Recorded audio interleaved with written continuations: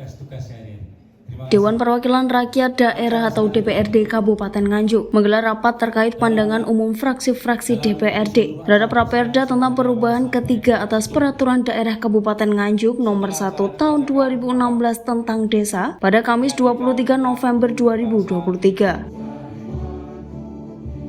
Rapat tersebut dihadiri Ketua DPRD Kabupaten Nganjuk Tatit Heru Cahyono, Wakil Ketua DPRD Raditya Haria Yuwangga, Sekretaris Daerah Nur Solekan yang bertempat di ruang rapat paripurna DPRD Kabupaten Nganjuk. Penyampaian pandangan umum fraksi-fraksi tersebut sebagai tindak lanjut dari penyampaian nota pengantar PJ Bupati Nganjuk atas Raperda tahun 2023 yang sebelumnya telah disampaikan pada Rabu 15 November 2023. Selain itu, Sekretaris Daerah Kabupaten Nganjuk Nur Solekan mengatakan, Raperda tentang perubahan ketiga adalah inisiatif eksekutif, maka pihaknya akan menyesuaikan dengan undang-undang yang berlaku di atasnya, bukan undang-undang sebelumnya. 2022 ini memang harus menyesuaikan dengan undang-undang yang memang sudah berlaku sejak tahun 2014 yang lalu. Ada beberapa pasal yang harus disesuaikan, di antaranya misalkan domisili. Domisili ini di Undang-Undang 4 2014 itu sudah nggak ada. Jadi BNI itu boleh dimanapun mendaftarkan sebagai perangkat desa.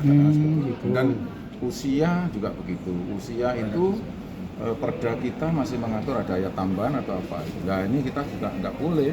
Kalau memang 60 tahun ya sudah. Ini 60 tahun kita ngikutin undang-undang yang ada. Permendagrinya juga berkata demikian. Terus kemudian satu lagi yang masalah money politik. Money politik pilkades itu kita tidak boleh mengatur tentang hal yang sudah diatur oleh undang-undang sebelumnya. Karena di undang-undang desa ini juga tidak ada. Money politik tidak diatur seperti itu. Nah, kita mengatur sendiri kan waktu itu. Nah ini kita harus dulu. Berarti ini jangkauannya banyak sekali dengan undang sebelumnya, kan sudah ada perda desa juga sebelumnya kan? Ya perda yang kemarin tahun 2022. Ini inisiatif eksekutif ini ya? Inisiatif eksekutif ya? Artinya ketika harus ada disesuaikan kan kita juga harus secepatnya. Daripada nanti perda ini bermasalah kan harus disesuaikan dengan undang-undang yang ada. Jadi penegasan aja untuk usia perangkat 60 tahun itu. Kemarin kan ada permintaan 65 atau apa itu 64 atau berapa ya, nah, kita kembalikan lagi sudah nggak ada seperti itu. Kita kalau 60 ya udah 60 pedomani aja aturan yang ada di atasnya seperti itu. Untuk sudah nggak ada catatan-catatan itu sudah nggak ada. Ini kalau sudah ada aturan yang di atasnya yang di atas itu ya sudah kita pakai itu kan kemarin. Makanya tidak boleh ada negara di dalam negara kan tidak boleh.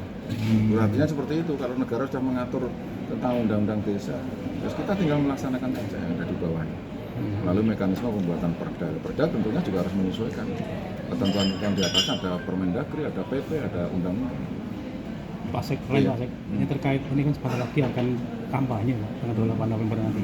Mungkin dari daerah sendiri membatasi penggunaan mobil siaga untuk kampanye tidak boleh digunakan untuk kampanye di desa kan banyak juga yang untuk mengangkut meskipun itu akomodasi atau apa tidak boleh. Kalau sekarang masalah ASN, perangkat desa, kepala desa, BPD, semuanya sudah ada aturan-aturan main tentang penyelenggaraan kegiatan pemilu. Jadi taati itu. Kalau memang tidak diperbolehkan menggunakan fasilitas-fasilitas punyanya negara ya jangan pakai, karena ini nanti akan berdampak pada mereka sendiri. Kami ASN, saya yang pimpinan tertinggi ASN di Kabupaten Nganjuk juga menyampaikan pada teman-teman kepala OPD dan seluruh ASN bahwa kita harus bersikap netral dan kita sudah diatur oleh undang-undang, baik undang-undang tentang pemilu, undang-undang ASN sendiri juga mengatur semuanya, PP-nya mengatur. Kalau nanti akan ada masalah dengan kegiatan-kegiatan politik praktis, tentunya akan berhadapan dengan pembinaan kepegawaian. Pasti itu akan saya berlakukan. Jangan sampai miring-miring lah istilahnya. Jangan sampai miring-miring, kita harus netral melaksanakan kegiatan ini dengan sebaik-baik. Termasuk fasilitas itu yang mobil siaga, kalau meskipun itu mobil siaga dinaiki oleh bukan perangkat lah, bukan tapi orang lain itu.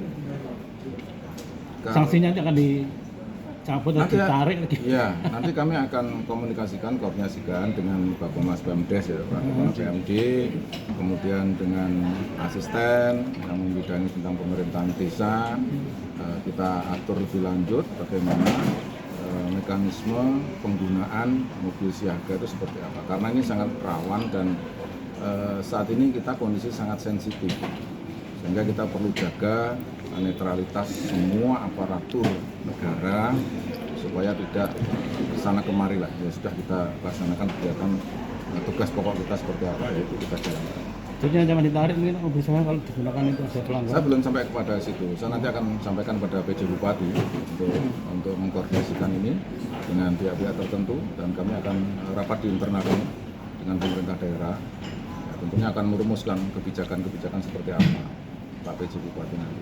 Ini kan seluruh desa sudah memiliki mobil siaga. Ya, sudah total, sudah semuanya sudah. Rawan juga kalau meskipun alasan tidak untuk praktis. Ya, yang jelas aturan itu akan kami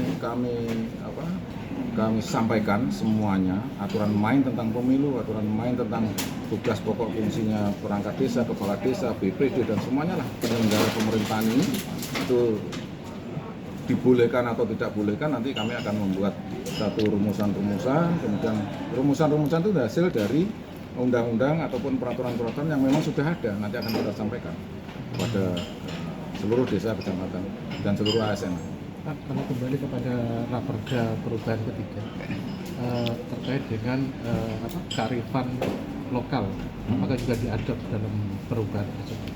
Di undang-undang ini sudah tidak bicara lagi tentang itu, sehingga ya sudahlah, apa yang menjadi keputusan dari undang-undang itu, pasal-pasal itu ya kita itu mutatis ya kita jalankan seperti itu.